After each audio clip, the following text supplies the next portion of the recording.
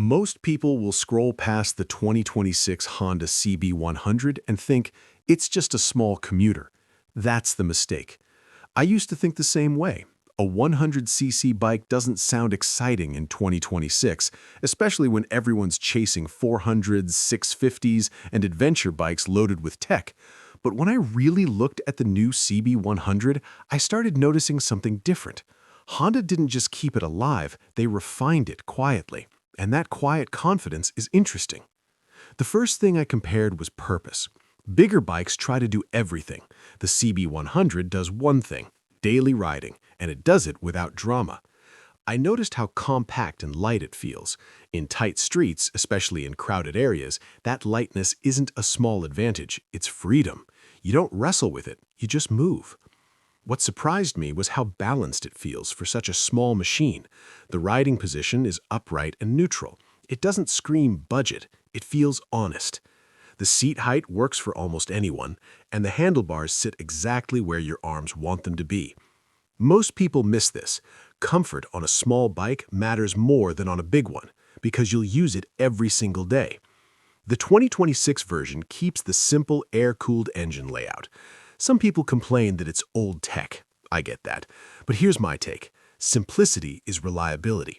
Fewer complex systems mean fewer headaches long-term. When I think about maintenance costs, fuel efficiency, and daily dependability, that simplicity starts to look smart, not outdated. And let's talk about fuel economy. If you're riding daily, fuel cost isn't a theory, it's reality. The CB100 is built for efficiency. I compared it mentally to a 300cc bike, and honestly, the savings over a year are not small. If someone's buying their first bike or just wants stress-free transport, this matters more than top-speed bragging rights. Here's a misconception I see all the time. People think a 100cc bike is boring. But boring compared to what? If you measure excitement by highway speed, sure. But if you measure it by how easy it makes your life, the story changes. There's something satisfying about a machine that starts every morning, weaves through traffic effortlessly, and doesn't punish your wallet.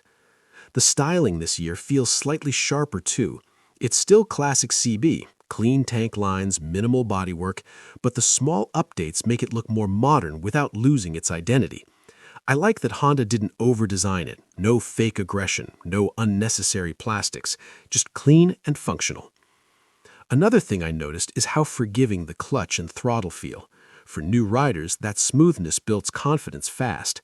I remember learning on small bikes. Jerky throttles make beginners nervous.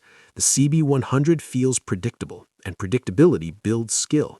That's underrated. Now, let's be honest about limitations. Highway riding isn't its strength. If your daily commute includes long, high-speed stretches, you'll feel the engine working hard. This bike is happiest in city speeds, and that's okay. Not every motorcycle needs to pretend it's a tourer. The mistake would be buying it for the wrong purpose. I also thought about resale value. Smaller Hondas tend to hold their value because demand never disappears. There's always someone looking for a reliable commuter. That long-term practicality is part of the equation most buyers ignore when they get distracted by horsepower numbers. One small surprise for me was braking feel. On paper, it's basic, but in real riding conditions, it's progressive and easy to control.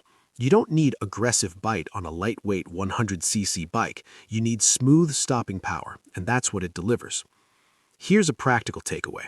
If you're buying a bike mainly for daily transport, calculate total ownership cost, not just purchase price. Fuel, service intervals, parts availability, this is where the CB100 quietly wins. It's not flashy, but it's efficient. And efficiency over time feels good. I compared it in my head to jumping straight to a 250 or 300 as a first bike. Bigger engines are tempting, but they also come with heavier weight, higher fuel use, and sometimes unnecessary complexity.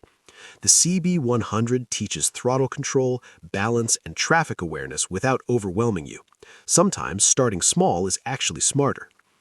Another thing, the lightweight chassis makes parking effortless. You can maneuver it in tight spaces without sweating. That daily convenience adds up. Most people don't think about that until they're stuck trying to turn around a heavier bike in a narrow lane. So, who is the 2026 Honda CB100 really for? Not the speed chaser, not the highway tourer. It's for the rider who values practicality, low running costs, and stress-free mobility. It's for students, commuters, delivery riders, and even experienced riders who just want something simple and reliable. When I step back and look at it, I don't see a small bike. I see a motorcycle that understands its role and doesn't try to be anything else. And honestly, in a world where every new bike is trying to impress you with more power and more tech, there's something refreshing about a machine that just quietly does its job. Sometimes that's exactly what you need.